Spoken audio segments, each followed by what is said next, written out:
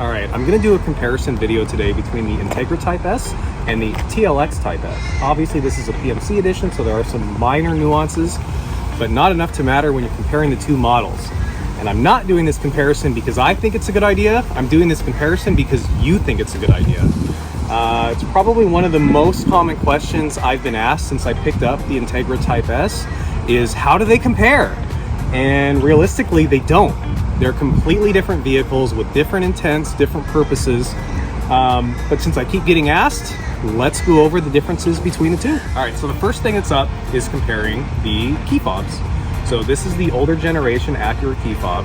This has remote start, it has lock, unlock, trunk pop, and then also hold for the alarm. Also opening it up gives you the hard key, which we all know, and it has a nice little Acura Type S embossed logo underneath the key fob. This is the new style key fob, so this also has a Type S embossed on it, but the much newer design. Obviously it's smaller, sleeker, but there's no remote start. We have lock, unlock, trunk pop, hold, and then this also has this fancy red line throughout the fob. That's because it's a Type S. Okay, so the exterior obviously is a big point to check out, right? So the Integra Type S does have a different style headlight, but it also has the over fenders, which in turn make the body look substantially wider than it is. Coming down to the front, you have these giant open air inlets on the front of the bumper, and then this diamond pentagon grille that's completely open to allow for airflow. Taking a look at the TLX, you have similarities, right? You have this diamond pentagon grille with these open air inlets, but they're much smaller. You take a look at the grille on that, it allows for much more airflow to come in versus these right here.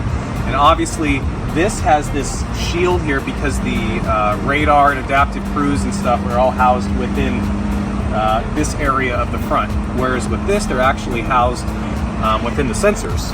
So it is a different design here.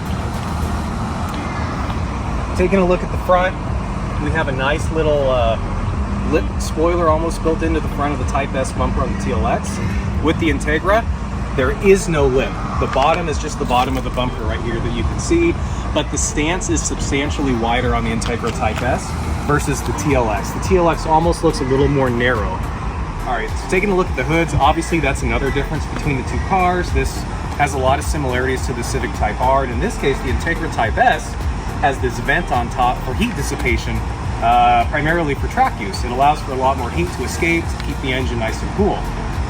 Also on the TLX Type S, you don't have that, right? You have an all aluminum hood up front, which I believe the Integra Type S is as well, but you have no vents up top to allow for heat dissipation. So when we pop the hood, we'll see why or why not that matters. All right, so taking a look at the Integra Type S, obviously we have the same engine out of the Civic Type R, which is situated right below the vent.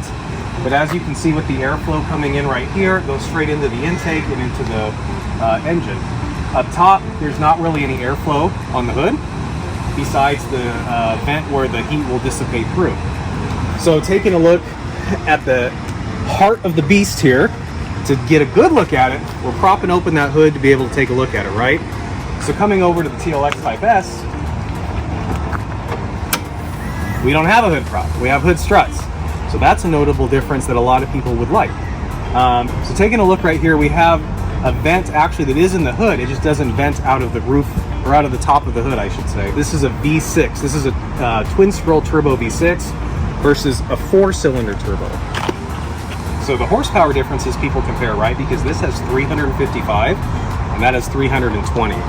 But it's not just about the horsepower numbers, right? There's a lot of other things that go into the differences of a V6 versus a 4-cylinder, from smoothness, power delivery, etc. I like the V6 because it's much more refined in my eyes versus being wrung out on the 4-cylinder. The 4-cylinder has a lot of torque for what it is, but it's not a V6 and it is notable. Another difference between the two vehicles is the battery. So in the Integra Type S, obviously batteries up front, really easy to get to. It's kind of cool that it's wrapped in this, I don't know, fabric, felt, but you have positive and negative terminals right there. Now coming over to the TLX Type S, you have no battery up here. You do have a positive terminal here, and you have a negative terminal on the chassis, but the battery is actually housed in the trunk for better weight balance for the vehicle. All right, taking a look at the wheels and tires and brakes between the two. The TLX Type S, obviously, you can see it has a one-piece rotor here. Tire size on this is a 255/30/20, and over here, the Integra Type S is a 265/30/19. So obviously a smaller diameter wheel, but a much wider tire. This has a two-piece rotor, both Brembo brake calipers, factory stock. This has Michelin Pilot Sport 4S's versus this one that has Pirelli P0s. So tire for tire, I would put my money on the Michelins over the Pirellis. Taking a look at the tread pattern too, just before we round this out, you can see the tread pattern on the Pirelli. Typical block pattern over here. Relatively similar pattern on these. And the tread wear actually on the Pirellis is a 280 versus a 300 on the Pilot Sport 4S. So if that matters to you, technically that has a lower tread wear than the Michelin. All right, so on the back of the Integra Type S, it has a really aggressive rear diffuser with 3 exhaust tips. One of those houses the active exhaust, so it can become louder when you're actually getting on the throttle. See, both have decklit spoilers too. One has a hatch versus a trunk, pretty standard here. One thing to note, the reverse camera on the Integra Type S is located right here. And then on the TLX Type S, the spoiler is thicker. It's much wider than on the Integra. We have quad exhaust. Mine obviously are black because it's a PMC, but the other difference here is the reverse camera is actually located within the emblem itself. And then here to open it, we have a button on the taillight. One of the benefits the TLX Type S has over the Integra Type S is that you can lock and unlock the car with the rear door. Sliding your hand in allows you to unlock the vehicle, right? And you can also lock it right from the rear handle. On the Integra Type S, come on over here, you can obviously do that from the front and lock it, but the rear door does not have the same benefit. While both of these vehicles have 4 doors, the TLX Type S technically can sit 5 people, that you have the option. However, I'm going to show you why usually that will never be utilized. Taking a look at the back seat, the rears are almost a bucket fashion here. And in addition to that, this huge hump right here really makes it difficult for a full-size adult to sit in the middle. One of the benefits is you also have an armrest here. So while this can sit 5 people, it can sit 4 adults relatively comfortably. So on the Integra Type S, a lot of people have had complaints because there's not 3 seats in the back. Keep in mind, this is based on the Civic Type R, which does not have 3 seats in the back, and that's why.